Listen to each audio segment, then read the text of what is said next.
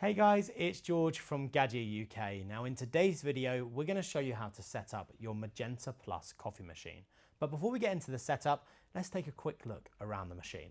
So on the front, you have the professional barista steam wand, the adjustable brew head, the removable drip tray and espresso tray. Then at the top of the machine, you have the TFT screen with all of the controls you'll need to make your favorite brews.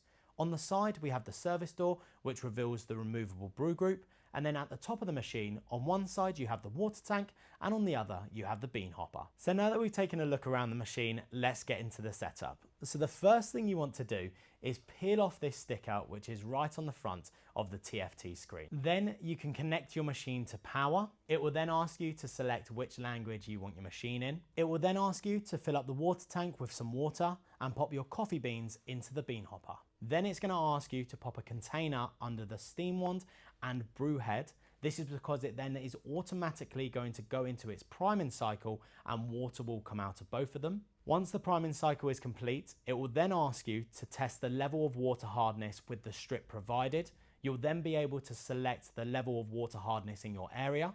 Then it will rinse the machine, and then after that, your machine is set up and ready to use. If you would like to find out more information about your Magenta Plus coffee machine, or if you'd like to chat to one of our team via Zoom, you can do so by heading to our website, gaggiadirect.com.